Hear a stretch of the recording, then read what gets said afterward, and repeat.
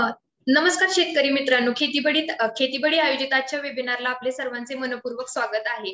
आपल्या आजच्या वेबिनारचा विषय आहे अ, जमिनीचे आरोग्य खेतीबडी सोबत. आता जर आपण जमिनीचे आरोग्य बघितले तर खूप खालावत चाललेले आहेत आणि आपल्या जमिनीचा जर मुख्य घटक जर बघितला तर तोच माती आहे.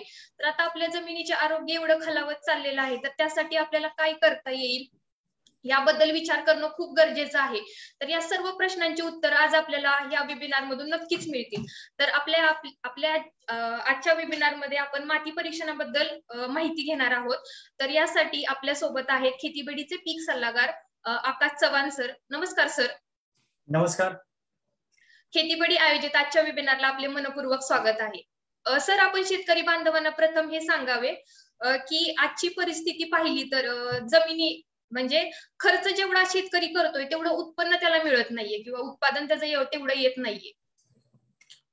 नक्कीच मॅडम, याच्यामध्ये तुम्ही अगदी महत्वाच्या मुद्द्यावर हात घातलेला आहे की याच्यात ज्यावेळेस शेतकरी बांधव जे आहेत आपले खर्च करायला तयार असतात. ओके, बराचसा खर्च होतो पण काही कारणामुळे त्यांना उत्पादन मिळत नाही. तर त्याच्या मागच्या काही गोष्टींची मी प्रकाश टाकू इच्छितो. याच्यामध्ये जर पहिलं बघायला गेलं तर आपण बरेच शेतकरी पिकाची फेरपालट करत नाही. हा एक महत्वाचा मुद्दा आहे की पिकाची फेरपालट न करणं, त्यानंतर पिकांमध्ये असणारं शेतामध्ये असणारं सेंद्रिय कर्बाचं प्रमाण म्हणजे सेंद्रिय घटक याचा वापर कमी होणं शेतामध्ये. त्याचबरोबर आता इथं तुम्ही स्क्रीनवर बघू शकता की याच्यामध्ये जे पाचट आहे, जो काही पिकाचं अवशेष उरलेले आहेत तर ते शेतकरी जाळतात मोस्ट ऑफ द ठिकाणी. त्यानंतर याच्यामध्ये तुम्ही इकडे बघू शकता की सिंचन पद्धतीचा अभाव म्हणजे पाणी जर जास्त असेल तर खूप मोठ्या प्रमाणात पाणी द्यायचं किंवा पाणी द्यायचंच नाही, अशा प्रकारच्या अभावामुळे ओव्हरऑल जर बघितलं तर शेतामध्ये त्याच्या पिकाच्या उत्पन्नावर याचा परिणाम होत आहे. त्याचबरोबर सगळ्यात महत्वाचा मुद्दा म्हणजे खताचा बेसुमार वापर. ह्याच्यामध्ये की आपल्या जवळपास हरित क्रांतीनंतर बऱ्याचशा ठिकाणी रासायनिक खताचा जो वापर आहे हा बेसुमार व्हायला सुरुवात झाली. कारण काय की त्याच्यामुळे उत्पन्न निघत होतं सुरुवातीला, बट कालांतराने ते उत्पन्न कमी कमी होत गेलं. तर ह्याच्यामध्ये महत्वाचं म्हणजे जमीन शारपट होणे, हा सुद्धा एक महत्वाचं कारण आहे. त्याचबरोबर ह्याच्यात ज्यावेळेस आपण शेतामध्ये खत टाकत असतो आणि खत टाकत असताना ह्याच्यामध्ये जमिनीमध्ये असणारे सूक्ष्म अन्नद्रव्य याचा सुद्धा ऱ्हास हा मोठ्या प्रमाणात झालेला आहे. आणि ह्या सगळ्याचा जर विचार केला तर हे 1 वर्ष 2 वर्षांनी होत नाही. हे कालांतराने म्हणजे खूप दिवसाच्या प्रोसेसमध्ये हे गोष्टी सततच्या घडत गेल्यामुळे त्यामुळे जमिनीमध्ये अन्नद्रव्याची कमतरता होते, जमीन ह्या नापीक व्हायला सुरुवात होते आणि त्याच्यामुळं अल्टिमेटली शेतकऱ्याचं उत्पन्न हे कमी होतं.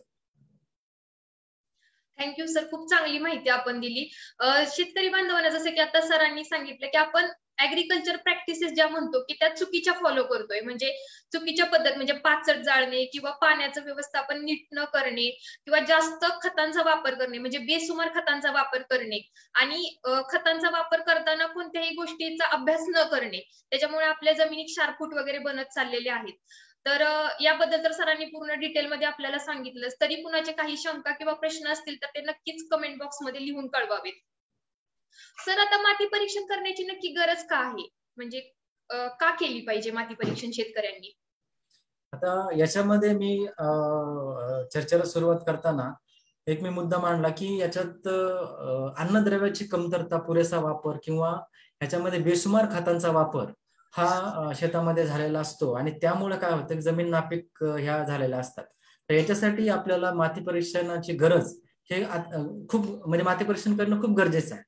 कारण काय होतं, ज्या वेळेस तुम्हाला जमिनीमध्ये असणाऱ्या अन्नद्रव्याचं घटकांचं प्रमाण जर माहिती असेल तरच तुम्ही त्या हिशोबाने खताचं नियोजन करू शकता. आणि हे जर खताचं नियोजन जर आपण व्यवस्थित केलं तर निश्चितच याच्यामध्ये जमिनीमध्ये असणारे जे अन्नद्रव्य आहेत तर त्याची उपलब्धता हे झाडाला चांगल्या प्रकारे होणार आहे. काय होतं, ज्यावेळेस आपण खताचं नियोजन करत असताना आपण काय बघतो पहिल्यांदा की आपल्या जमिनीमध्ये किती अन्नद्रव्याचा पुरवठा आहे. सो माती परीक्षणामध्ये ह्या गोष्टी बघितल्या जातात आणि त्याद्वारे आपण पुढच्या पिकासाठीचं नियोजन हे करू शकतो. नियोजन इन टर्म्स ऑफ याच्यामध्ये आपल्याला खतं कुठली लागणार आहेत त्या पिकासाठी, आपल्या जमिनीमध्ये कुठली अवेलेबल खतं आहेत, त्यासाठी काय गोष्टी कराव्या लागतील, हे खूप अत्यंत गरजेचं असतं. आता हा झाला एक पार्ट, हा लागवडीच्या टायमिंगचा पार्ट झाला. आपण काय आपण फर्टिगेशन देऊ शकतो. बस त्याचबरोबरच ज्यावेळेस पीक हे विविध स्टेजेस मध्ये जात असते, त्याची व्हेजिटेटिव्ह स्टेज असते, फ्लॉवरिंग स्टेज असते, फ्रुटिंग स्टेज असते, अशा विविध अवस्थेमध्ये जात असताना पिकाला काही प्रकारच्या डिफिशियन्सीज म्हणजे कमतरता, न्यूट्रियनची कमतरता जाणवते. तर ते का जाणवते? कारण मातीमध्ये मुळात त्या अन्नद्रव्याचे पुरवठा हा कमी झालेला असतो. आता याच्यामध्ये विविध प्रकारचे जे अन्नद्रव्य आहेत तर ती एकमेकांवर अवलंबून असतात. यामुळे काय होतं की सपोज तुम्ही जर विदाऊट माती परीक्षण करता खत नियोजन जर केलं, खत टाकलं, आपल्या शेजाऱ्याने 2 बॅगा टाकल्या म्हणून आपण 2 बॅगा टाकायच्या, किंवा आपल्या बाई कुणीतरी सांगितलं 4 बॅगा टाका तुम्हाला उत्पन्न चांगलं येईल म्हणून टाकायच्या, हे असं न करता आपल्याला नियोजन करताना माती परीक्षणानुसार जर नियोजन केलं तर निश्चितच याच्यामध्ये पिकाची वाढ ही चांगली होणार आहे. त्याच्यामध्ये डिफिशियन्सीज, विविध प्रकारच्या ज्या अन्नद्रव्याच्या कमतरता दिसून येतात त्या दिसून येणार नाहीत. आणि त्याला सुरुवातीपासून काढणीपर्यंत जर अन्नद्रव्याचा पुरवठा व्यवस्थित झाला तर निश्चितच तुम्हाला याच्यामध्ये उत्पन्न हे वाढणार आहे. आणि ते वाढवण्यासाठीच आपल्याला माती परीक्षणाची गरज ही आवश्यक आहे. त्याचबरोबर दुसरा जो एक मुद्दा ह्याच्यामध्ये मी सांगू इच्छितो की आता आपण ज्यावेळेस माती परीक्षण करतो आणि जे खताचं मी मगाशी सांगितलं की खत आपण शेजाऱ्याने 2 बॅगा टाकल्या म्हणून आपण 2 बॅग टाकतो, पण याच्यात मुद्दा असा असतो की आपली जमीन, आपला बांध हा वेगळा आहे. याच्यामध्ये आपल्या पिकाची रिक्वायरमेंट ही वेगळी असते. कारण जरी पीक जरी एकसारखं असलं तरी जमिनीचा प्रकार हा वेगवेगळा असतो. काहींची जमीन हलकी असते, काहींची जमीन मध्यम असते, कुणाची जमीन भारी असते. अशा 2-3 प्रकारामध्ये आपल्याला जमिनी बघायला मिळतात शक्यतो. तर त्या जमिनीमध्ये ज्यावेळेस आपण अशा प्रकारच्या जमिनीमध्ये अन्नद्रव्याचे पण पुरवठा हा कमी जास्त असतो. जरी पीक सेम असलं, सपोज तुम्ही सोयाबीनची लागवड करत असाल किंवा हरभऱ्याची लागवड करत असाल किंवा तुरीची लागवड करत असाल, कुठल्याही पिकाची लागवड करत असाल, तर त्या पिकामध्ये एकाच जमिनीमध्ये एक प्रकार म्हणजे विविध जमिनीमध्ये एक प्रकारचं जरी पीक लावलं पण जमिनीच्या प्रकारानुसार त्याच्यामधले अन्नद्रव्याचा घटक हे वेगवेगळे असतात. तर हे समजून घेणं खूप गरजेचं आहे. आणि जर हे न समजता जर आपण खत नियोजन केलं तर याच्यामध्ये निश्चितच आपल्याला फायनान्शियली हा लॉस हा याच्यामध्ये होणार आहे. कारण खताच्या किमती हे दिवसेंदिवस वाढत चाललेल्या आहेत आणि त्या वाढत्या किमतीमुळं काय होतंय, अल्टिमेटली हा उत्पादन आपल्याला म्हणावं तसं मिळत नाही, बाजारभाव आपल्या हातात नाही आहेत आणि शेतकरी हा खर्च हा करत राहतोय. तर हे कुठंतरी याच्यावर आळा बसला पाहिजे. जेवढ्या पिकासाठी आपल्या पिकासाठी जितका खर्च लागणार आहे हा खर्च हा मोजकाच असला पाहिजे. जेवढं त्याला आवश्यक आहे तेवढंच आपण पिकाला दिलं पाहिजे. हे खूप अत्यंत गरजेचं आहे. कारण याच्यामध्ये आर्थिक ताळेबंद बसणं हे काळाची गरज आहे. जर शेतकऱ्याचा आर्थिक ताळेबंद बसलं नाही पिकाच्या बाबतीत तर त्याला पीक परवडणार नाही आणि दिवसेंदिवस शेतकरी शेती परवडत नाही म्हणून शेती करणं सोडून देत आहे. तर हे आपल्याला कुठेतरी विचार करायला पाहिजे या गोष्टीचा. आणि माती परीक्षणासारखी एक साधी गोष्ट जरी केली तर शेतकऱ्याला याच्यामध्ये खूप मोठ्या प्रमाणामध्ये याला शेतकऱ्याला फायदा हा आर्थिकदृष्ट्या हा होणार आहे. जसं की आता सरांनी सांगितलं आपल्याला की प्रत्येकाच्या जमिनीचा पोत वेगवेगळा असतो. कुणाची जमीन मध्यम असते, कुणाची जमीन हलकी असते किंवा कुणाची जमीन भारी असते. तर आपल्या शेजारच्यांनी जी खतं दिली तीच खतं आपल्याला लागू होत नाहीत. तर त्यानुसार आपल्याला खतं बदलावी लागतात. तर ह्या गोष्टीचा कुठेतरी अभ्यास केला गेला पाहिजे किंवा ह्या गोष्टीचा अभ्यास करूनच शेतकऱ्यांनी खतं दिली पाहिजेत. तर सर आपण जसं की आधी पण पाहिले किंवा आपल्याला माहित आहे की आपल्या जमिनीमध्ये खतं ही उपलब्धच असतात. तर ती खतं उपलब्ध असलेली खतं आपल्याला कशी म्हणजे आपल्या पिकासाठी उपलब्ध करून देता येतील, त्या खतांचा आपल्याला कसा वापर करता येईल याबद्दल माहिती द्यावी. अगदी चांगला प्रश्न विचारला मॅडम. याच्यामध्ये जर पाहायला गेलं तर आता खतं ज्यावेळेस आपण मातीमध्ये ज्यावेळेस माती परीक्षण करतो आपल्या जमिनीमध्ये विशिष्ट प्रकारच्या खतांचा हा पुरवठा हा जास्त झालेला असतो. कारण आपण एकाच प्रकारचे खत ही वापरत असतो शेतामध्ये आणि नकळतपणे वापरत असतो ऍक्च्युली. कारण आपण माती परीक्षण केलेलं नसतं, आपल्या आजूबाजूचे लोक किंवा कोणी रिकमेंड केलं न माती परीक्षण करतात तर त्यांचं ऐकून आपण याच्यामध्ये खत नियोजन करत असतो. त्यामुळे काय होतं, विशिष्ट प्रकारच्या खताचाच वापर हा जास्त झाल्यामुळे तिथं त्या खतांचा पुरवठा हा जास्त असतो. म्हणजे साधारणतः आता मराठवाडा विदर्भ भागामध्ये जर बघितलं तर तिथं पोटॅश खताचा खूप मोठ्या प्रमाणात पोटॅश उपलब्ध होतो. कारण तिथं पोटॅशयुक्त खताचा जास्त वापर केला जातो. मग हे सगळं आपल्याला जर झाडांना उपलब्ध खतं म्हणजे मातीमध्ये खतं उपलब्ध असतात आणि ती अवेलेबल होत नाहीत, हे दुसरं एक कारण आहे कमी उत्पादनाचं. तर त्याच्यामध्ये जर आपल्याला उपलब्ध मातीमध्ये असणारे उपलब्ध खतं झाडाला उपलब्ध करून द्यायचे असतील तर त्यासाठी मातीमध्ये सूक्ष्म अन्नद्रव्य, सूक्ष्म जीवाणू, बॅक्टेरिया ज्याला आपण म्हणतो, त्याचा वापर करणं हे खूप गरजेचं असतं. याच्यामध्ये आता तुम्ही स्क्रीनवर बघू शकता, याच्यामध्ये प्रोमेसिस आर, प्रोमेसिस जी आणि प्रोमेसिस ए नावाचे आमच्या कंपनीचे काही प्रोडक्ट आहेत. तर त्याच्यामध्ये आम्ही कसं काम करता मी तुम्हाला सांगतो ते प्रोडक्ट. याच्यामध्ये जे प्रोमेसिस ए नावाचं जे प्रोडक्ट आहे, तर प्रोमेसिस ए मध्ये ॲझोटोबॅक्टर आणि स्फुरद विरघळणारे जीवाणू, त्यानंतर पोटॅश विरघळणारे जीवाणू आपण याच्यामध्ये दिलेले आहेत. तर त्याचं काम मुख्यत्व असं आहे की याच्या जमिनीमध्ये उपलब्ध असणारं नत्र, स्फुरद आणि पालाश हे पिकांना उपलब्ध करून देण्याचं महत्वाचं काम हे बॅक्टेरिया, हे जीवाणू करत असतात. ह्या जीवाणूंचं काम म्हणजे जे तुमचं शेतामध्ये खत दिलेलं आहे किंवा मातीमध्ये त्याचा संयुग तयार होऊन ते खत झाडाला उपलब्ध होत नाहीये, अशा प्रकारच्या खतांचं जे ही सूक्ष्मद्रव्य विघटन करून ते आपल्या झाडांना उपलब्ध करून देतात. त्याचबरोबर प्रोमेसिस आर जे आहे ह्याच्यामध्ये रायझोबियम, त्याचबरोबर पीएसबी आणि केएनबी यासारखे बॅक्टेरियाज आहेत. तर हे बॅक्टेरिया कडधान्यवर्गीय पिकांसाठी मोस्टली वापरले जातात. आणि हे जे प्रोमेसिस ए नावाचं आहे, जे ॲझोटोबॅक्टर आहे त्याच्यामध्ये, तर ते मोस्टली आपले तृणधान्यवर्गीय पिकं आहेत तर त्याच्यासाठी वापरले जातात. त्याचबरोबर याच्यामध्ये तुम्ही बघू शकता की प्रोमेसिस जी नावाचं जे प्रोडक्ट आहे तर ते आपण ऊसासाठी खास बनवलेलं आहे. याच्यामध्ये ऊसामध्ये जे नत्र स्थिरीकरणाचं काम असतं, याच्यामध्ये ग्लुकोन ॲझोटोबॅक्टर नावाचा घटक आहे, त्याचबरोबर पोटॅश विरघळणारे बॅक्टेरिया, स्फुरद विरघळणारे बॅक्टेरियाज आहेत. तर या सगळ्याचा वापर जमिनीमध्ये उपलब्ध असणारे अन्नद्रव्य त्याचा झाडांना पुरवठा करणे हा एक महत्वाचा याच्यामध्ये त्यांचं काम आहे. तर नक्कीच शेतकरी बांधवांनी अशा प्रकारच्या बॅक्टेरिया कल्चरचा वापर करून आपण जे खतं देतोय त्या खताचा पुरेपूर वापर हा पिकांना झाला पाहिजे, याच्या संबंधीचं नक्कीच याच्यावर काम करावं आणि त्याचा शेतकरी बांधवांनी वापर करून त्याचा लाभ घ्यावा.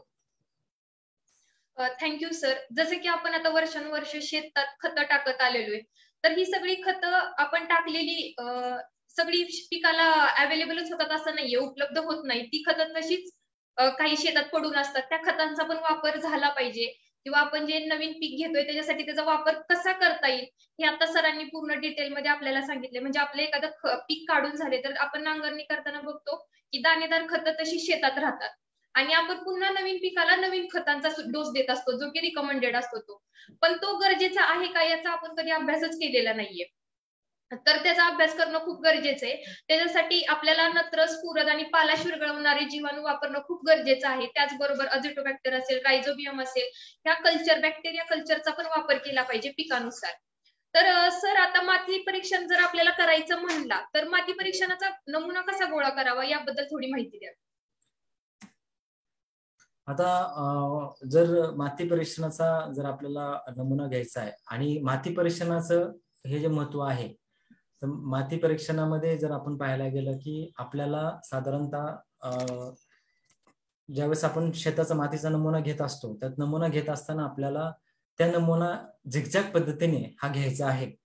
आणि झिगझॅग पद्धतीने घेत असताना साधारणतः आपल्याला 1 ते 1.25 फुट 1 ते अर्धा फुटाचा खड्डा घेऊन त्याच्यामध्ये आपल्याला त्या खड्ड्यातली माती ही घ्यायची आहे. माती घेताना काय काळजी घ्यायची की व्ही आकाराचा खड्डा घ्यायचा आहे की ज्याच्यामध्ये व्ही आकाराचा खड्डा घेऊन साईडच्या पूर्ण लेअरची माती ही आली पाहिजे. म्हणजे झिगझॅग पद्धतीचा वापर करून याच्यामध्ये जर तुमचा चौरस शेत असेल, चौरस शेत असल्यानंतर शेताच्या एका कोपऱ्यापासून सेंटरला नंतर दुसऱ्या कोपऱ्यात, त्यानंतर दुसऱ्या कोपऱ्यात, तसं झेड आकाराच्या पद्धतीने कमीत कमी 5 ते 6 सॅम्पल आपल्याला काढायचे आहेत तिकडनं. आणि ते सॅम्पल व्ही शेप मध्ये खड्डा घेऊन काढायचे आहेत. म्हणजे सगळ्या लेअरची माती आपल्याला त्याच्यामध्ये सॅम्पल मध्ये ऍड करायची आहे. ती ऍड केल्यानंतर ती सर्व माती आपल्याला एकत्र करायची आहे आणि एकत्रित करून त्याच्यानंतर त्याच्यामध्ये इथं स्क्रीनवर दिसतंय बघा, स्क्रीनवर प्लसचं चिन्ह काढायचं आहे. मातीत थोडीशी पसरून प्लसचं चिन्ह काढायचंय आणि त्याच्यानंतर समोरासमोरची माती आपल्याला तिथं घ्यायची आहे. आता ही समोरासमोरची माती घेतल्यानंतर परत तीच प्रोसेस आपल्याला 3 ते 4 वेळेस फॉलो करायची आहे. त्याच्यामध्ये ती प्रोसेस फॉलो केल्यानंतर तुम्हाला साधारणतः अर्धा किलो माती जोपर्यंत राहते, अर्धा किलो माती मिळेल तुम्हाला, आणि ही अर्धा किलो माती आपल्याला लॅबसाठी टेस्टिंगसाठी द्यायची आवश्यक असते. म्हणजे फक्त आपल्याला काय करायचं, हे सॅम्पल घेताना काही गोष्टींची काळजी घ्यायची. त्याच्यामध्ये आपल्याला झाडाखालचा जे असतो झाडाच्या खालचा मातीचा नमुना घ्यायचा नाहीये, त्याचबरोबर गोठ्याच्या शेजारचा मातीचा नमुना घ्यायचा नाहीये, त्याचबरोबर जिथून बांध असतो तर बांधाच्या कोपऱ्यातला मातीचा नमुना घ्यायचा नाहीये, त्यानंतर खताच्या ढिगाऱ्या खालचा हा नमुना आपल्याला घ्यायचा नाहीये, त्याचबरोबर आपलं पाट असतो पाट पाण्याच्या साईडचा कोपऱ्यातला मातीचा नमुना हा घ्यायचा नाही. म्हणजे हे 4-5 गोष्टीचा जर आपण विचार केला, म्हणजे 4-5 गोष्टी जर टाळल्या तर इतर सर्व ठिकाणचा आपण नमुना घेऊ शकतो. फक्त ह्या गोष्टी ह्या जर इकडचा नमुना घेतला तर ऍक्युरेसी मध्ये कमतरता. ते ऍक्युरेसी जर आपल्याला चांगली हवी असल्यास आपल्याला तो नमुना हा घ्यावा लागतो. आता हे झालं मी नमुन्याचं सांगितलं. त्याच्यामध्ये आता पीक निहाय नमुना जर आपल्याला घ्यायचा आहे तर नमुन्यामध्ये आपण काय करू शकतो की याच्यामध्ये सपोज जर गवताळ पीक आहेत, म्हणजे सारा पिकं वगैरे जे आपण घेतो, सारा पिकांचं घ्यायचं असलं तर साधारणतः 5 सेंटीमीटर पर्यंत आपण 2 इंचापर्यंत खोल घेतला तरी तो चालतो, कारण त्याच्या लेअर नुसार आपल्याला तो घ्यायला लागतो. त्यानंतर उथळ पिकं जे आहेत तर त्याच्यामध्ये तांदूळ, बाजरी, मूग अशी उथळमुळे असणारी पिकं आपण 15 सेंटीमीटर पर्यंत त्याचा खड्डा आपण तिथं घेऊ शकतो. जर तुमच्याकडे कापूस आहे, केळी आहे किंवा टॅपिओका यासारखी जर पिकं आहेत तर तुम्हाला साधारणतः एक 20 ते 25 सेंटीमीटर अंतरावर आपल्याला खड्डा घेऊन व्ही शेपचा खड्डा घ्यायचा एवढं लक्षात घ्या, आणि सगळ्या लेअरची माती आली पाहिजे त्या सॅम्पलमध्ये. त्यानंतर 12 पिकं असतील तर आपल्याला साधारणतः 12, 24 किंवा 36 इंच अशा 3 प्रकारचे खड्डे घेऊन तो नमुना घ्यायचा आहे, कारण याच्यात मुळांची जे मुळं असतात ते खोलवर जातात. तर आपल्याला झाडाच्या वाढीसाठी आवश्यक असणाऱ्या अन्नद्रव्याचे लेअरिंग नुसार आपल्याला तो नमुना काढल्यानंतर आपल्याला एक्झॅक्ट समजतं की बाबा ह्या मातीमध्ये काय कमतरता आहे, कारण झाडाची मुळे हे खोलवर जात असतात, त्यामुळे खोलवर नमुना घेणं हे तितकंच महत्वाचं असतं. तर हे तुम्ही जर फॉलो केलं, जनरली जर सर्वसाधारण सांगायला ते 15 ते 20 सेंटीमीटरचा तुम्ही खड्डा घ्या, व्ही शेपचा खड्डा घ्या, त्याच्यामध्ये सगळ्या लेअरची माती आली पाहिजे. सुरुवातीचे 2 ते 3 सेंटीमीटरची माती आहे ती पहिली बाजूला सरकवायची, म्हणजे बाजूला काढायची. ती माती मिक्स नको, त्यामध्ये काळे कचरा असतो, ती माती मिक्स न करता बाजूला काढायची आणि नंतर व्ही शेपचा खड्डा घेऊन त्याच्यामध्ये ते हे करायचंय. काळजी एक घ्यायची, मगाशी सांगितल्याप्रमाणे की त्याच्यामध्ये जे काही मी पॅरामीटर सांगितले की बाबा झाडाच्या खालची घ्यायची नाही, गोठ्याच्या शेजारची घ्यायची नाही, तर अशा प्रकारचे माती तुम्ही घेऊ नका. आणि माती घेत असताना शक्यतो लाकडी अवजाराचा वापर करा, कारण 15 ते 20 सेंटीमीटर तुम्हाला खोल खड्डा घ्यायचा, जास्त खोल घ्यायचा नाही. त्यामुळे लाकडी अवजाराचा वापर करा, कारण लोखंडी अवजार वापरलं तर त्याच्यामध्ये आयनचं प्रमाण हे ह्याच्यात वाढण्याची शक्यता असते, कारण त्याला गंज वगैरे लागलेला असतो. त्या गंजामुळे काय होतं, तोच अवशेष त्या सॅम्पलमध्ये येतो आणि त्याच्यामुळे मग त्याच्यामध्ये ते जे सूक्ष्म अन्नद्रव्य त्याची वाढ झालेली आपल्याला दिसते, त्यामुळे रिपोर्टमध्ये ॲक्युरसी येत नाही. तर शक्यतो रिपोर्ट घेताना ह्या गोष्टीची काळजी घ्यायची. आणि त्याचबरोबर जिथं खत टाकलं असेल, खत जर टाकलं असेल तर ते 3 महिने तरी त्याला नमुना घ्यायचा नाही, ते टाळायचं शक्यतो. कारण जे मातीचा नमुना जो घ्यायला पाहिजे ना आपण, तर तो अगोदरच घ्यायचा, नांगरणीच्या वेळी जास्त रान मोकळा असेल त्यावेळेस नमुना घ्यायचा. आणि जर शक्य नाही झालं त्यावेळेस, सपोज शक्य नाही झालं त्यावेळेस सुरुवातीला, आणि त्याच्यानंतर जर घ्यायचं असेल तर 3 ते 4 महिन्याचा गॅप आपल्याला द्यावा लागतो खतानंतरचा, त्यावेळेसच तुम्ही नमुना घ्या. डेफिनेटली जे रिपोर्ट येतील ते व्यवस्थित येतील. आणि ज्यावेळेस रिपोर्ट अचूक येतात त्यावेळेस आपल्याला त्याचं नियोजन करणं, फर्टिलायझरचं नियोजन करणं हे खूप सोयीस्कर होतं आणि ॲक्युरसी मिळते त्याच्यातून. थँक्यू सर, आपण खूप चांगली माहिती दिली. मला असं वाटतं की आता नक्की शेतकरी बांधवांना कुठलाही म्हणजे अडचण येणार नाही, मातीचा नमुना कसा घ्यावा किंवा कोणत्या जागेतून घेतला नाही पाहिजे, कुठल्या गोष्टी टाळल्या पाहिजेत, हे सगळं सरांनी सांगितलेलं आहे. त्याचबरोबर पिकानुसार आपले खोली वगैरे चेंज होती, म्हणजे खोली वगैरे बदलती की किती अंतरापर्यंत मातीचा नमुना घेतला पाहिजे आणि कोणत्या पिकासाठी किती अंतर घेतलं पाहिजे हे सुद्धा सरांनी आपल्याला सविस्तरपणे सांगितलेलं आहे. तर मातीचा नमुना यापुढे घेताना नक्कीच कोणतीही अडचण येणार नाही. तर सर, जेव्हा आपण माती परीक्षण करतो तर त्यामध्ये कोणते कोणते अन्न घटक तपासून दिले जातात? आता माती परीक्षणामध्ये मुख्यत्वे नत्र स्फुरद पालाश, शेतकऱ्यांना माहितीच आहे, नत्र स्फुरद पालाश तपासला जातो. त्यानंतर त्याच्यामध्ये सेंद्रिय कर्ब, पीएच आणि ईसी हा तपासला जातो. थोडस त्याच्यावर मी बोलू इच्छितो पीएच आणि ईसी वर. ह्याच्यामध्ये जमिनीचा सामू हा एक खूप महत्वाचा घटक आहे. जमिनीला सामू जर चांगला असेल तर निश्चितच याच्यामध्ये झाडाचा जो वाढ आहे ती चांगली होते. साधारणतः जमिनीचा सामू एक 7 ते 7.5च्या दरम्यान जर असेल तर तिथल्या जमिनीमध्ये पिकाची वाढ ही चांगली झालेली असते. त्याचबरोबर जमिनीची विद्युत वाहकता ही तितकीच महत्वाची आहे. विद्युत वाहकता म्हणजे ह्याच्यामध्ये पिकांमध्ये जमिनीत असणारे अन्नद्रव्याची मोबिलिटी, म्हणजे अन्नद्रव्य कशा प्रकारे काम करतात, ऍक्टिव्हली काम करतात, तर ते झाडांपर्यंत पोहोचवण्याचं काम जे आहे ते विद्युत वाहकतेद्वारे केलं जातं, ते सुद्धा आपले मोजले जाते. त्याचबरोबर याच्यामध्ये सेंद्रिय कर्ब हा एक सर्वात महत्वाचा घटक आहे. कारण आज रासायनिक खताच्या बेसुमार वापरामुळे जमिनीतला सेंद्रिय कर्ब हा कमी होत चाललेला आहे. कारण शेतकरी हा जो आहे हा रासायनिक खताकडे जास्त प्रमाणात वळल्यामुळे आपल्याला त्याच्यामध्ये जो सेंद्रिय कर्ब असायला हवा होता, साधारणतः 0.8 ते 1% ऍव्हरेज सेंद्रिय कर्ब हा जमिनीमध्ये असतो चांगल्या जमिनीमध्ये. पण आता त्याचं प्रमाण जर ऍव्हरेज बघायला गेलं तर 0.4 ते 0.5 पर्सेंटेज मध्ये ते गेलेलं आहे. सो नक्कीच शेतकरी बांधवांनी याच्याकडे लक्ष द्यावं, आणि हे लक्ष दिल्यानंतर त्यांना निश्चितच याचा फायदा हा होणार आहे. कारण जमिनीमध्ये जितकं सेंद्रिय कर्ब वाढेल तितकी जमीन तुमची सुपीक असणार आहे. पोषक त्याला आपण म्हणतो झाडांसाठी अगदी सुपीक जमीन चांगली जमीन असणार आहे, त्याला आपण चांगली जमीन म्हणू शकतो. हे आपल्याला लक्ष दिलं पाहिजे. आता हे झालं. ह्याच बरोबर आपल्याला जमिनीमध्ये असणारं सूक्ष्म अन्नद्रव्य, म्हणजे आपण दुय्यम अन्नद्रव्य तपासले जातात. त्याच्यामध्ये तुमचं कॅल्शियम आहे, त्याच्यानंतर मॅग्नेशियम आहे, बोरॉन आहे, सल्फर आहे, तांबे, मॉलिब्डेनम, जस्त, मॅग्नीज यासारखे संपूर्ण दुय्यम आणि सूक्ष्म अन्नद्रव्य ह्याची तपासणी ही केली जाते. तर शेतकरी बांधवांनी नक्कीच याच्यामध्ये ह्याची तपासणी करून घ्यावी. कारण ह्याच्यामध्ये प्रत्येक अन्नद्रव्याचं एक कार्य आहे आणि त्या कार्यानुसार अन्नद्रव्य काम करत असतं. याच्यामध्ये जर कॅल्शियम जर कमी पडलं, कॅल्शियम बोरॉन जर कमी पडलं तर निश्चित तुमच्या झाडाची वाढ व्यवस्थित होणार नाही, तुमचे फळधारणा व्यवस्थित होणार नाही, यासारखे परिणाम होतात. जर तुम्हाला तांबे लोहचं जर कमी पडलं तर कोवळ्या पानावर त्याचा परिणाम होतो. नत्राची कमतरता झाली तर पानं पिवळी वगैरे पडणं, पानगळ होणे, अशा सारख्या गोष्टीचा प्रॉब्लेम येतो. म्हणजे हे प्रॉब्लेम आपल्याला आल्यानंतर आपण त्याच्यावर सोल्युशन काढण्यापेक्षा जर झाड अगोदरच माती परीक्षण करून घेतलं आणि अगोदरच त्याच्यामध्ये जमिनीमध्ये उपलब्ध करून दिलं तर झाड त्याला ज्यावेळेस लागतं त्यावेळेस ते अवेलेबल करून घेतात. त्यामुळं आपण ते वेळीच त्याचं जर नियंत्रण केलं तर ह्या सगळ्या गोष्टीचा आपल्याला जे प्रॉब्लेम येणार आहेत ते प्रॉब्लेम आपल्याला कमी होतील. सरांनी खूप चांगली माहिती दिली आणि मेन म्हणजे त्यांनी हे सुद्धा सांगितलं की कुठल्या अन्नद्रव्याच्या कमतरतेमुळे कुठल्या झाडाच्या अवयवावर किंवा भागावर परिणाम होतो किंवा कोणते कोणते माती परीक्षणामध्ये अन्नद्रव्य तपासून दिले जातात हे पूर्णपणे सविस्तरपणे सरांनी सांगितलंय. तर सर कितीतरी म्हणजे भरपूर सारे शेतकरी आता माती परीक्षण करून घेत आहेत, त्यांच्यामध्ये तेवढी म्हणजे अवेअरनेस आलेला आहे माती परीक्षणाचा, पण तो माती परीक्षणाचा अहवाल त्यांना इतकं समजत नाही. पहिली गोष्ट म्हणजे कसा वाचावा किंवा त्याचं इम्प्लिमेंटेशन शेतामध्ये कसं करता येईल किंवा खतांचा किती वापर त्यानुसार करता येईल हे कळत नाहीये. म्हणजे माती परीक्षण केलं जाते पण त्याचा वापर किती खतांचा केला पाहिजे किंवा कोणते घटक आपल्या मातीमध्ये जास्त आहेत कमी आहेत हे कळत नाही. तर त्याबद्दल माहिती द्या थोडीफार. अगदी चांगला प्रश्न विचारला मॅडम. याच्यात काय होतं की बरेचसे गव्हर्नमेंटचे लॅब आहेत, बऱ्याचशा प्रायव्हेट कंपन्या आहेत, ते माती परीक्षण वगैरे करून देतात, शेतकऱ्यांना माहिती वगैरे दिली जाते.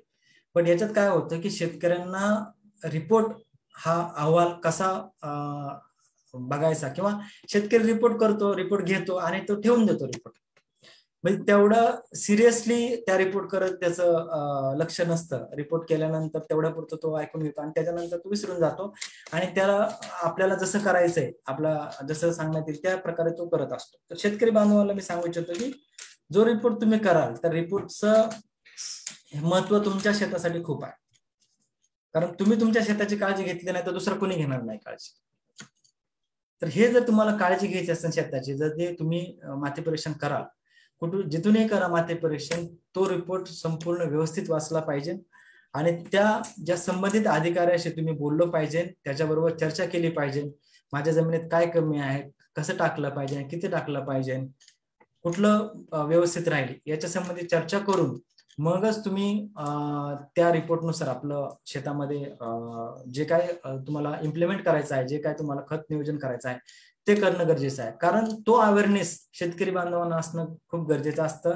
आपल्या जमिनीमध्ये काय आहे काय नाही याची माहिती जर असेल तर निश्चितच त्या प्रकारे नियोजन हे आपण करणार आहोत आणि त्या नियोजनाद्वारेच आपल्याला डेफिनेटली त्याचा रिझल्ट हा उत्पन्न स्वरूपात हा मिळणार आहे. आता इथे मी स्क्रीनवर एक रिपोर्ट दाखवतोय की जेथे खेतीबडी तर्फे हा केला जातो. तर या रिपोर्ट मध्ये तुम्ही बघू शकता जमिनीचा सामू आमच्या हिंगोलीचे एक शेतकरी आहे त्यांचा हा रिपोर्ट आहे. तो जमिनीचा सामू इथे बघू शकता तुम्ही. आम्ही याच्यामध्ये सर्वसाधारण मूल्य पण दिले आहेत की आवश्यक किती असतात, सर्वसाधारण मूल्य किती हवेत आपल्याला आणि त्या मूल्याच्या आधारावर त्याचं निरीक्षण पण आम्ही इकडे दिलेलं आहे. तर सामू तुम्ही बघू शकता 6.97 चा सामू आहे, म्हणजे हा सामू चांगला आहे, जवळपास 7च्या जवळपास सामू आहे. त्याचबरोबर विद्युत वाहकता पण इकडे दिलेली आहे. 336 विद्युत वाहकता म्हणजे बिलो 4च्या आहे याच्यामध्ये. सो विद्युत वाहकता पण आपल्याला त्याच्यावर थोडस याच्यात काम केलं पाहिजे. सेंद्रिय कर्ब जर तुम्ही बघाल तर ते 48 आहे, म्हणजेच 5चा सेंद्रिय कर्ब इथे तुम्ही 0.5% सेंद्रिय कर्ब आहे. तर ह्याद्वारे आपल्याला आता इथून ह्या रिपोर्टमध्ये असं कळतं की सेंद्रिय कर्ब आपल्याला वाढवला पाहिजे, कमी आहे. त्याचबरोबर नत्र स्फुरद पालाश तुम्ही बघू शकता की 25% आपल्याला अधिक द्यावा लागणार आहे. त्याचबरोबर स्फुरदचं प्रमाण हे 50% कमी द्यावं लागणार आहे, कारण जमिनीमध्ये यांच्या जमिनीमध्ये स्फुरदचं प्रमाण ऑलरेडी आहे. तर त्यानुसार रिपोर्टमध्ये सांगण्यात येतं की 50% तुम्ही कमी द्या. त्याचबरोबर पालाशचं प्रमाण सुद्धा याच्यामध्ये शिफारसीपेक्षा 50% कमी द्यायला सांगितलेलं आहे. म्हणजे ह्याच्यातून काय निष्पन्न होतं की तुम्हाला जे तुम्ही खत देणार आहात तर ते जर तुम्ही 50% कमी देऊ शकला तर निश्चितच याच्यामध्ये तुमचं उत्पन्न हे तुमचा जो खर्च आहे तो मुळात कमी झाला आणि झाडाला जेवढं लागतंय तेवढं आपण सांगतोय इकडे, म्हणजे 50% सुद्धा तुमचं भागणार आहे, कारण तुमच्या जमिनीमध्ये ऑलरेडी तुम्ही खत दिलेलं आहे आणि ते जमिनीमध्ये पडून आहे खत. तर ते खत उपलब्ध पहिलं आपण कशावर काम करायला पाहिजे, ते खत उपलब्ध करून देण्यावर काम करायला पाहिजे आणि एकीकडून हा आपण खर्च कसा कमी करावा याच्यावर काम केलं पाहिजे. या दोन गोष्टीवर काम करण्यासाठी मी मगाशी सांगितल्याप्रमाणे जैविक उत्पादनाचा वापर, बॅक्टेरिया कल्चरचा वापर जर आपण केला तर हे जे 50% कमी द्यायचं आहे, म्हणजे हे वरून टाकायचं आहे, 50% कमी टाकायचं आहे, पण ह्याची जी अजून 50% शिल्लक आहे तुमच्या जमिनीमध्ये ते झाडांना उपलब्ध होणं हे तितकंच महत्वाचं आहे. मग त्यासाठी आपण हे जैविक बॅक्टेरिया कल्चरचा वापर करून ते उपलब्ध करून देणं आणि त्याचबरोबर हे खताचा वापर करणं ह्याचा मेळ साधून आपल्याला हे नियोजन जर केलं तर निश्चितच आपल्याला उत्पन्न हे वाढणार आहे. Thank you sir. आता शेतकरी बांधवांनो एक तर गोष्ट आपल्याला समजलीच असेल की फक्त म्हणजे माती परीक्षण करून उपयोग नाहीये, तर त्या माती परीक्षणाचा जो अहवाल आलेला आहे तर त्याचा वापर आपल्या जमिनीचं जे आरोग्य आता खालावत चाललेलं आहे किंवा खराब होत चाललेलं आहे ते कसं आपल्याला नीट करता येईल किंवा पूर्ववत कसं करता येईल किंवा आपलं उत्पन्न वाढीसाठी त्याचा वापर कसा करता येईल हे करणं खूप गरजेचं आहे. तर आता सरांनी पूर्णपणे डिटेलमध्येच आपल्याला सांगितलं की माती परीक्षणाचा अहवाल कसा वाचला पाहिजे. तर यापुढे मला असं वाटतं की कुणालाही कुठलीही अडचण येणार नाही माती परीक्षणाचा अहवाल वाचताना आणि त्या अहवालानुसारच नक्कीच आपण खतांची मात्रा जेवढी गरजेची आहे तेवढीच द्यावी. तर सर माती परीक्षणाचे नेमके फायदे कोणते आहेत हे फक्त थोडक्यात सांगावे.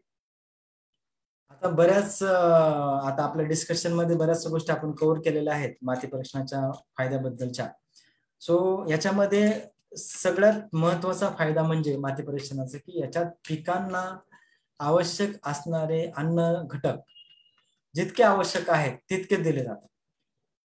ठीक आहे, म्हणजे हा एक सगळ्यात महत्वाचा फायदा. दुसरा, जमिनी ज्या शारपट होत चाललेल्या आहेत, एक्सेस जास्तीच्या खत वापराचा, तर ते आपल्याला कमी करता येतं ह्याच्याद्वारे, म्हणजे आपली जमीन वाचवता येते. तिसरा फायदा, याच्यामध्ये आपल्याला सेंद्रिय कर्बाचं प्रमाण लक्षात आल्यानंतर आपण त्याद्वारे जर सेंद्रिय कर्ब वाढवला जमिनीतला, म्हणजे सेंद्रिय घटक याच्यामध्ये तुम्ही जो पालापाचोळा निघतो तो जमिनीमध्ये गाडला किंवा ऊसाचं जर पाचट निघलं ते क्रश ते बारीक करून जर जमिनीमध्ये गाडलं, अशा प्रकारे, किंवा सोयाबीनचं जे भुसकट निघतं ते जमिनीमध्ये गाडलं, तर अशा प्रकारे जर काम केलं तर सेंद्रिय कर्ब तुमचा वाढण्यास मदत होते. पण हे तुम्हाला कधी कळेल, ज्यावेळेस माती परीक्षण कराल त्याच वेळेस तुमच्या लक्षात येईल. आणि सेंद्रिय कर्ब वाढला तर अल्टिमेटली तुमच्या जमिनीची सुपीकता वाढते आणि जमिनीची सुपीकता वाढली तर याचा फायदा कुठं होणार आहे, तुमच्या उत्पन्न वाढीवर होणार आहे. म्हणजे उत्पन्न फक्त पिकाचं उत्पन्नच नाही पिकाचं उत्पादनच नाही तर तुमचं वैयक्तिक उत्पन्न सुद्धा वाढण्यास मदत होणार आहे. म्हणजेच आर्थिक दृष्ट्या सुद्धा तुम्हाला याच्यामध्ये बेनिफिट होणार आहे. कशाच्या बाबतीत की जे तुमचा खत नियोजनाचा जो एक्सेसचा तुम्ही खर्च करताय खतासाठीचा तो सुद्धा इथं कमी होणार आहे. म्हणजे हे 3-4 जे ठळक मुद्दे आहेत, एवढं जरी शेतकऱ्यांनी माती परीक्षण करून जर ह्या मुद्द्यांवर विचार केला तर डेफिनेटली शेतीमध्ये आपल्याला जे उत्पन्न आहे चांगले मिळू शकतं. Thank you sir. खेतीबाडी तर्फे सुद्धा माती परीक्षण करून दिले जाते सर. तर त्याबद्दल थोडंफार माहिती सांगायची होती. म्हणजे ते ऍप मध्ये कसं दिसतं, म्हणजे माती परीक्षणाचा जो अहवाल आहे तो शेतकऱ्याला कसा दिसतो आणि तो कशा प्रकारे समजून सांगितला जातो शेतकऱ्याला. जसं की आपण मगाशीच बघितलं की तो समजून सांगणं किंवा ते पूर्णपणे नियोजन देणं, खतांचं नियोजन, रासायनिक खतांचं खूप गरजेचं आहे. तर ते कसं सांगितलं जातं खेतीबाडी तर्फे? नक्कीच मॅडम, याच्यामध्ये खेतीबाडी द्वारे सुद्धा माती परीक्षण हे केलं जातं. आणि ज्यावेळेस आमच्याकडं माती परीक्षणासाठी रिपोर्ट येत असतात तर आम्ही त्यांना पहिलं योग्य पद्धत कशी असते हेच आम्ही सांगत असतो. नमुना गोळा करण्याची पद्धत आम्ही त्यांना सांगत असतो पहिल्यांदा. कारण ज्यावेळेस अचूक पद्धतीने नमुना गोळा केला असेल त्यावेळेसच अचूक तुम्हाला जे रिपोर्ट येणार आहेत तर ते रिपोर्ट येऊ शकतात. कारण जर नमुना घेताना जर गडबड झाली तर याच्यामध्ये रिपोर्ट सुद्धा चुकीचे येऊ शकतात. त्यामुळे हे टाळण्यासाठी आम्ही पहिल्यांदा ज्यावेळेस फार्मर आमच्याकडे येतात, आमच्याशी कॉन्टॅक्ट करतात, त्यावेळेस आम्ही फार्मरला पहिल्यांदा नमुना कसा घ्यायचा याचा अवेअरनेस करत असतो, ह्याच्याबद्दल सांगत असतो. आणि ते झाल्यानंतर ज्यावेळेस आमच्याकडं रिपोर्ट तपासणीसाठी येतात तर ते रिपोर्ट तपासणीमध्ये आम्ही जे मगाशी सांगितल्याप्रमाणे विविध 15 ते 16 घटकांची आम्ही तपासणी करत असतो.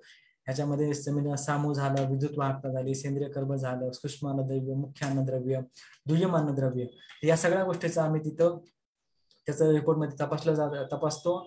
आणि त्याच्या आधारावर आम्ही शेतकऱ्यांना शेतकऱ्याला कॉल करून त्यांच्या रिपोर्ट बद्दलची माहिती हे आम्ही शेतकऱ्याला सांगतो.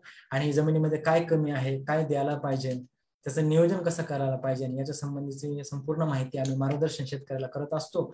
जेणेकरून शेतकऱ्याला ते रिपोर्ट केल्यानंतर त्याचं व्हॅल्यू ऍडिशन त्याला झालं पाहिजे.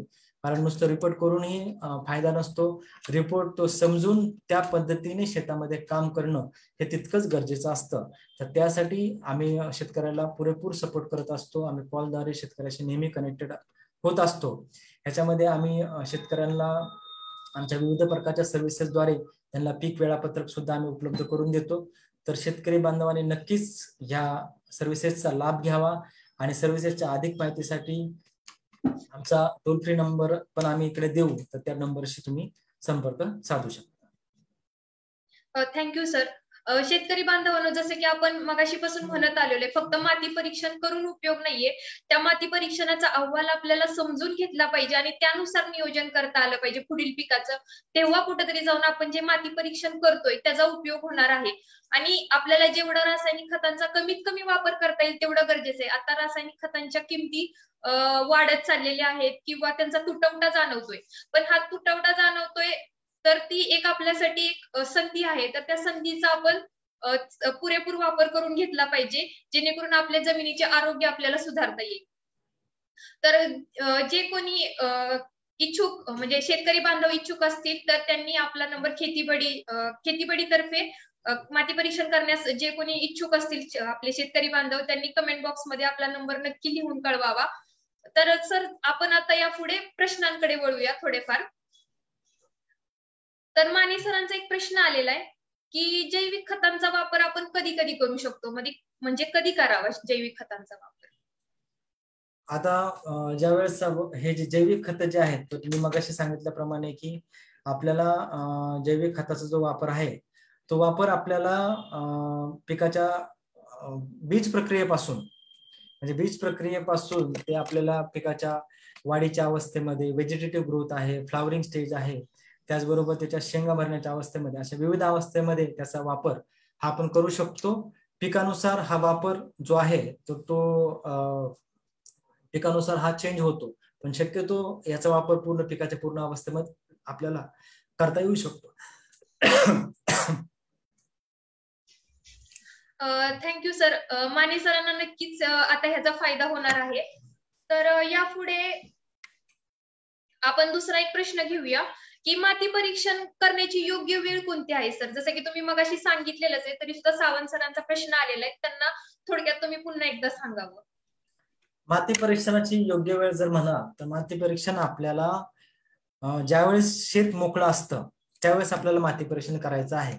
तर मुख्यत्वे आपल्याकडे उन्हाळ्यामध्ये शेत हे मोकळं असतं, तर उन्हाळ्यामध्ये जर माती परीक्षण केलं तर ते माती परीक्षण चांगलं राहतं. बट जर काही कारणास्तव जर नाही जमलं तर खत टाकल्यानंतर साधारणतः 3 ते 4 महिन्यानंतर माती परीक्षण शेतकरी करू शकतात.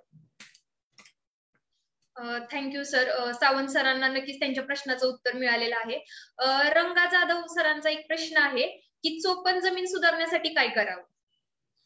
आता याच्यामध्ये सर्वात महत्वाचं म्हणजे चोपण जमिनीमध्ये सुधारण्यासाठी आपल्याला सेंद्रिय खतांचा वापर हा करणं खूप गरजेचं असतं. त्याच्यामध्ये सेंद्रिय खतामध्ये जर तुम्ही म्हणाल तर याच्यामध्ये हिरवळीचं खत जे आहे, ताग किंवा धेंचा यासारख्या पिकं जर लागवड केली आणि त्याद्वारे जर ते पिकं गाडली तर याच्यामध्ये त्या जमिनीमध्ये निश्चितच हा फायदा होणार आहे. त्याचबरोबर शेणखत, सुकलेलं कोरडं शेणखत पण आपण याच्यामध्ये वापरलं पाहिजे. म्हणजे मुळात म्हणजे जमिनीमध्ये सेंद्रिय घटकांचं प्रमाण जर वाढवलं तर निश्चित याच्यात चोपण जमिनीमध्ये फरक पडू शकतो.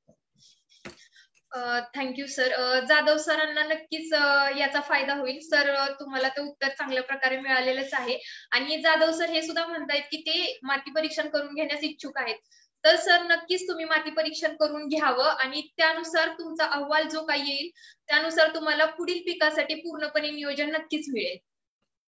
तर थँक्यू आकाश सर, आपण आपला वेळ दिल्याबद्दल. थँक्यू मॅडम, तुम्ही मला खेतीबडीतर्फे माती परीक्षणासंबंधी बोलण्याची संधी दिली त्याबद्दल तुमचे आभार. Thank you sir.